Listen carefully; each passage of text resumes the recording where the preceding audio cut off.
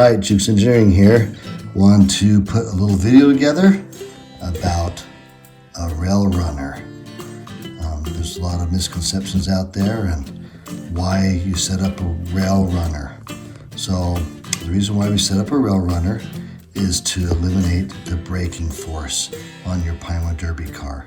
That is the whole key on building a fast Pinewood Derby car, is finding your brakes. So setting up a RailRunner with rear canted axles in the back at a negative cant and a positive cant on the front dominant wheel is the proper way to set up a RailRunner.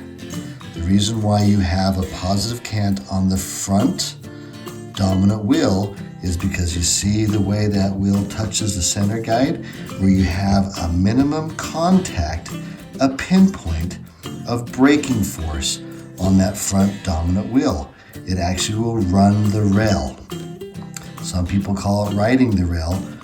At Jukes Engineering, we like calling it rail running, because you're going to run this rail straight down the track.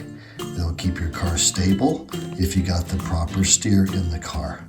Now, I like to go ahead and talk about what is the number one thing in building a fast Pinewood Derby car. I always tell people alignment is number one, along with weight placement. Why do I say alignment? Because if you have all your wheels aligned properly, where they're not binding on each other or fighting each other, you're going to have a good rolling car. Now, weight placement is to find and reduce your braking force and give you more potential energy running down the hill to fall further. So alignment, number one, in getting the car to roll straight and or steer with the RailRunner, and then to keep your weight off the center guide, like so. When it's touching the center guide at the front dominant wheel, you're going to reduce your braking force by just touching this one wheel with a light front end, which reduces friction along the center guide and reduces your braking force, because there's no brakes there. There's a pinpoint touching the center guide right there. That's it. All right, so weight placement in the back makes a light front end to reduce your braking force running this rail.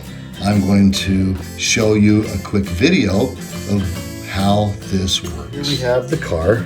I'm going to run it backwards down the track, which is the weight is going to be on the front of the car now, and the back's going to be light.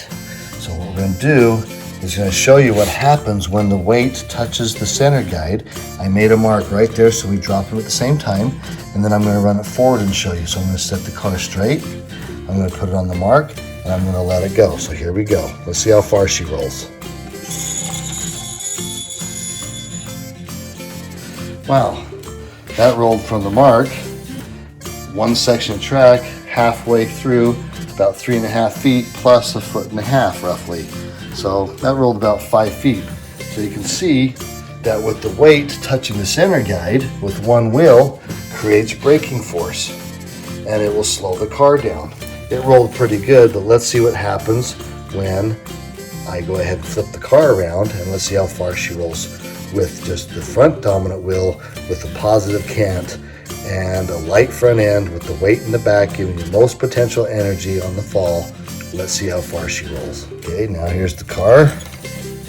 Put it on the mark. I'm going to center the wheels over the back, and I'm going to put it right there on the mark. Now I'm going to let her roll and see how far this car will go. Ready? Here we go.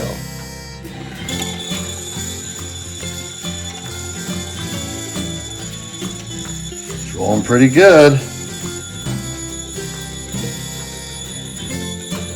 Looks like that went all the way through the finish line. All right, so there you have it. That's how you create a RailRunner setup. Now, to create a good RailRunner setup, you need to have a good drilling jig. There's a lot on the market that you can pick up and find the one that best works for you. I use the block that we created in 2007 and showed the world how to drill straight axle holes with a canted angle already built into it, so you can use straight axles. And then we bend the front dominant axle to adjust your steer of the car. Haven't really talked about how much steer to put in the car. That's up to the way the car is designed, what wheels you're running, how much wheel gap you have, is all going to turn on how much steer you need.